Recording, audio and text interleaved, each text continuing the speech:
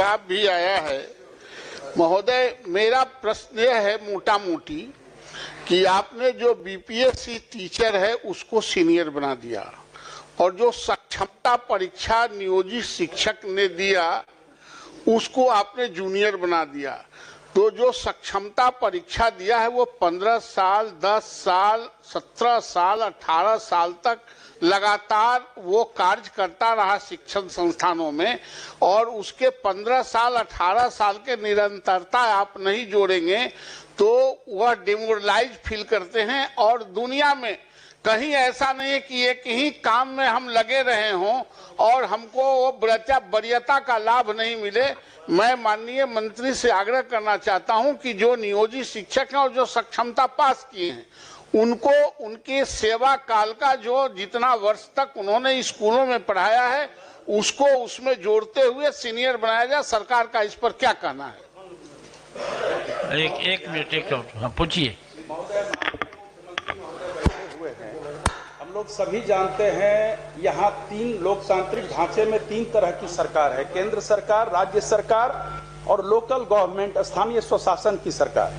और उसके तहत माननीय मुख्यमंत्री जी ने उस समय नियोजन इकाई के द्वारा नियुक्ति करवाया।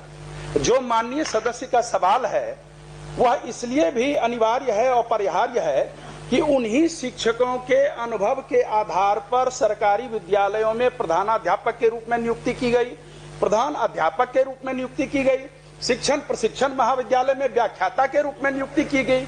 उसमें आप उनका अनुभव मान रहे हैं। राज्य सेवा संवर्ग के भी कोई अगर भारतीय प्रशासनिक सेवा में जाते हैं तो वो सरकार स्टेट टू सेंटर होता है, सेंटर टू सेंटर होता है, तो लोकल गवर्नमेंट टू स्टेट क्यों नहीं हो सकता है? इतने दिन की सेवा, वो भी नियमित सेवा। मुख्यमंत्री महोदय ने पहले वो ठेके पर थे नियुक्त, कॉन्ट्रैक्ट पर, और मुख्यमंत्री महोदय ने 60 वर्ष की सेवा उनकी भी की जितनी सरकारी कर्मियों की, सरकारी शिक्षकों की सेवा थी। तो मुझे नहीं लगता इसमें कोई विवाद है। विभाग द्वारा यह विवाद जरूर पैदा किया जा रहा है, शिक्षकों में असंतोष बनाया जा रहा है, पठन पाठन का कार्य प्रभावित हो रहा है। इसीलिए इसमें मंत्री महोदय आप एक बार समीक्षा करें और सरकार के संवैधानिक स्वरूप को देखते हुए जो माननीय सदस्य का प्रश्न है उसके अनुरूप उनको यह हकदारी मिलनी चाहिए। माननीय मंत्री। माननीय सभापति महोदय, जहाँ तक शिक्षकों के वेलफेयर का प्रश्न है या फिर शिक्षा जगत में जितनी सुधार हुए हैं, अगर उसमें डिटेल में जाएंगे समय लगेगा, लेकिन ये कहना कि शिक्षकों के विरुद्ध है सरकार या उनका ख्याल नहीं रख रही है, सही नहीं है। लेकिन जो कॉन्स्टिट्यूशनल पोजीशन है, हम निश्चित रूप से आपके प्रस्ताव पर विचार करेंगे, लेकिन जो कॉन्स्टिट्यूशनल पोजीशन है वो भी माननीय सदस्य जान जाएं। स्थानीय निकाय शिक्षकों की नियमावली भारत के संविधान के अनुच्छेद 243(6) के तहत अधिसूचित की गई है, जो राजकर्मी श्रेणी के तहत नहीं होते हैं।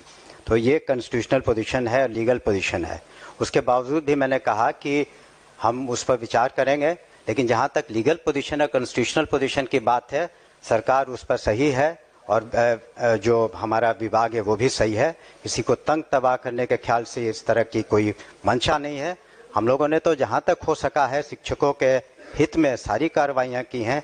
अभी आप देख ही रहे हैं, जो नियुक्तियाँ हों या उनके अन्य जो भी उनके हित के कार्य थे, 2 लाख करीब 50,000 से ज़्यादा जो शिक्षक थे वो तो पास कर चुके हैं सक्षमता परीक्षा में और वो राजकर्मी का दर्जा पा रहे हैं।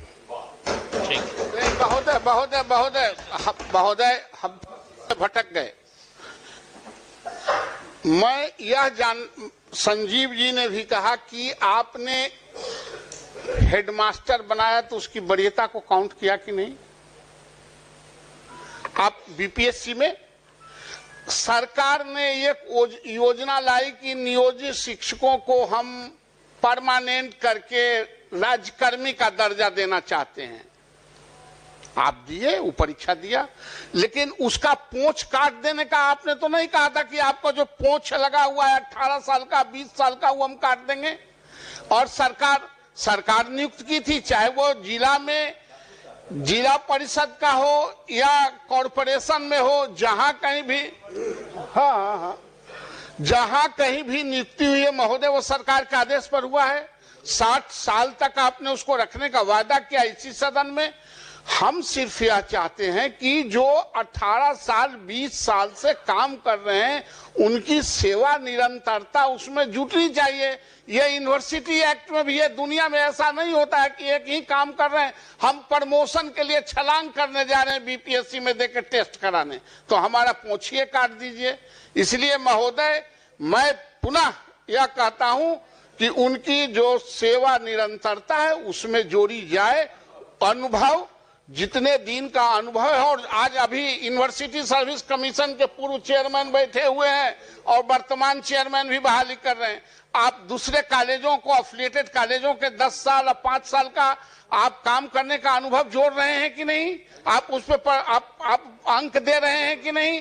ये दुनिया में ऐसा ही चलता है। एक अलग रूप से इसको प्रताड़ित करने के दृष्टिकोण से जो जूनियर आज बहाली हुआ है उसके कलेजा पर आप सीनियर के कलेजा पर बैठा देंगे तो शिक्षण संस्थानों में इसका असर पड़ता है। इसलिए महोदय मेरा आग्रह है कि उनका जो अनुभव का लाभ है उसमें जुटे। यह इस पर सरकार क्या कहती है? सभापति महोदय, प्रताड़ना की तो बात मेरे समझ के परे है और शायद इस सदन के समझ के भी परे है। शिक्षकों को जहां तक सुविधा दी जा रही है, एक चीज माननीय सदस्य भी बताना चाहेंगे, चूंकि उन्होंने लीगल प्रोविजन की बात की और हमने भी किया, तो क्या जो सक्षमता पास करने के पहले जब वो जो शिक्षक थे जिसे नगर निकायों ने या पंचायती राज व्यवस्था के अधीन उन्हें नियुक्ति दी गई, उन्हें टेम्परेरी स्तर पर या कॉन्ट्रैक्चुअल पर, तो वो हकदार नहीं थे न्यू पेंशन पॉलिसी के उस वक्त जब आप वहाँ पर जब आपकी नियुक्ति थी या आपको जब पंचायती राज व्यवस्था के तहत आपको शिक्षक के रूप में रखा गया, तो उस वक्त आप तो न्यू पॉलिसी स्कीम के एनपीएस के तहत पेंशन स्कीम के हकदार नहीं थे। हकदार अब आप हुए हैं अब से, जबकि आप राज्यकर्मी का दर्जा पा लिए हैं तब। तो इसलिए प्रताड़ना की कहाँ से बात हो रही है? वो तो उनके सुविधा के लिए हम लोग ने सक्षमता परीक्षा की और उसको हम लोगों ने राजकर्मी का दर्जा दिया। माननीय मुख्यमंत्री जी ने बिल्कुल उनके तरफ संवेदनशील रुख अपनाया है। जहाँ तक ये प्रश्न है, उन्होंने कहा कि सेवा जो उन्होंने दी है राज्य को और अपने अपने संस्थाओं में, उस पर हम विचार जरूर कर लेंगे, लेकिन कानूनन रूप से इसकी बाध्यता नहीं है, लेकिन फिर भी हम संवेदनशील होकर उस पर पुनः विचार करेंगे। धन्यवाद। ठीक। माननीय सदस्य डॉक्टर समीर कुमार सिंह और श्री मोहम्मद सोहेब पर जाने का और वो कब तक बंद रहेगा, इस तरह के अधिकार से वंचित करना लोकतांत्रिक मूल्यों के खिलाफ है। और उस जिला शिक्षा पदाधिकारी और वो कार्यालय केवल वेतन रोकने के पीछे अनुशासन नहीं है, कुछ और भी बातें हैं, उसकी जांच होनी चाहिए और जिला शिक्षा पदाधिकारी के कार्यालय से उन पर और उनके अन्य जो कर्मचारी हैं उन पर कार्रवाई होनी चाहिए, उनको दंडित किया जाना चाहिए। उनको रोकने का किसने अधिकार दे दिया कि किसी तरह का आंदोलन राज्य में नहीं होगा और शिक्षक अपनी मांगों के लिए आंदोलन नहीं करेगा? ये तो हमारे लोकतांत्रिक तरीके हैं। जो हमने कहा था कि जिलावार हम लोग समीक्षा करें, जहां भी वेतन कटौती या वेतन रोक के उसको हम लोग कर रहे हैं। जहां तक पदाधिकारियों के विरुद्ध कार्रवाई का प्रश्न उठता है, तो हम लोगों ने जहां जहां कमियां पाई हैं, तो निश्चित रूप से हम लोगों ने अपने स्तर पर कार्रवाई की है।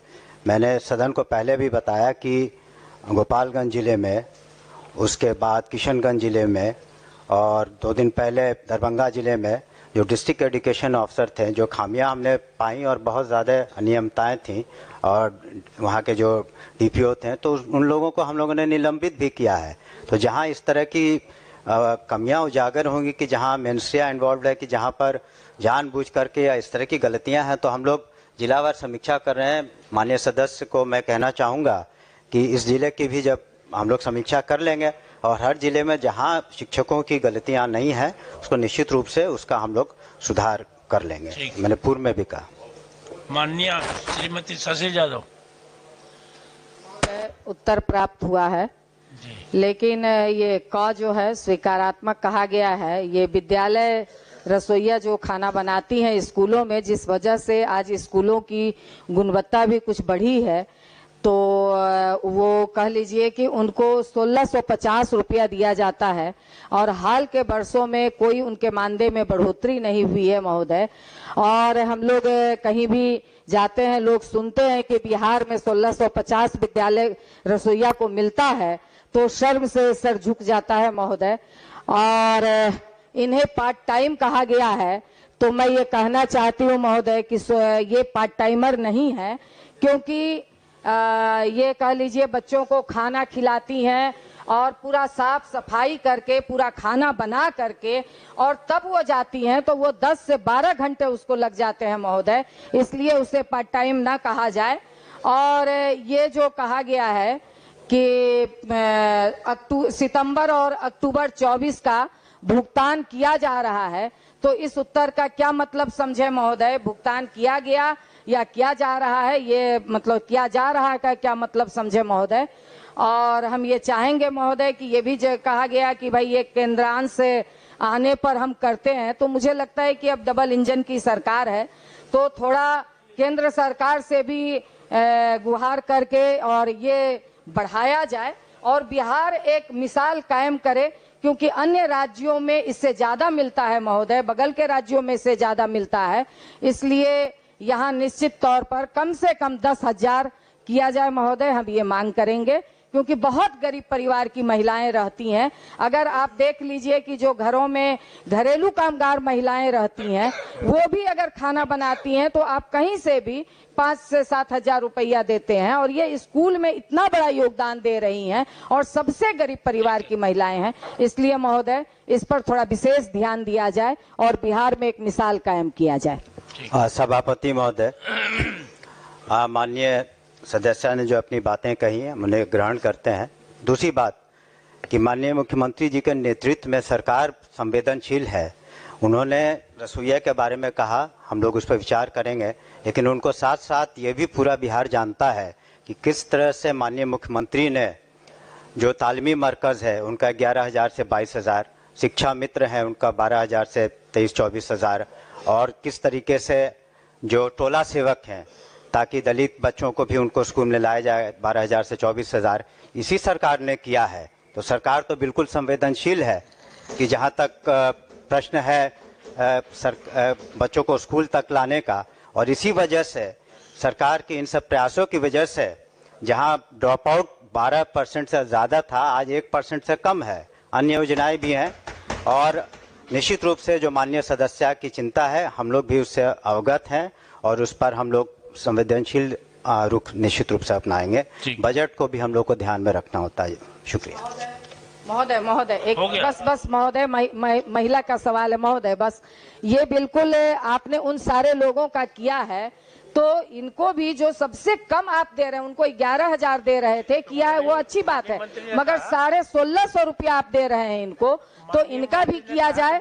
और 10 महीने का मिलता है महोदय, कम से कम इनको 12 महीने का किया जाए, ये हम जरूर मांग करेंगे। 10 महीने का आप देते हैं, जबकि स्कूल शिक्षकों को आप 12 महीना का देते हैं, तमाम कर्मचारियों को आप 12 महीना का देते हैं, तो इनको क्यों 10 महीने का देते हैं? इसलिए इनका भी 12 महीना किया जाए महोदय। ठीक, चलिए। माननीय सदस्य प्रोफेसर नवल कुमार किशोर यादव। जवाब भी आया है महोदय। मेरा प्रश्न यह है मोटा मोटी कि आपने जो बीपीएससी टीचर है उसको सीनियर बना दिया और जो सक्षमता परीक्षा नियोजित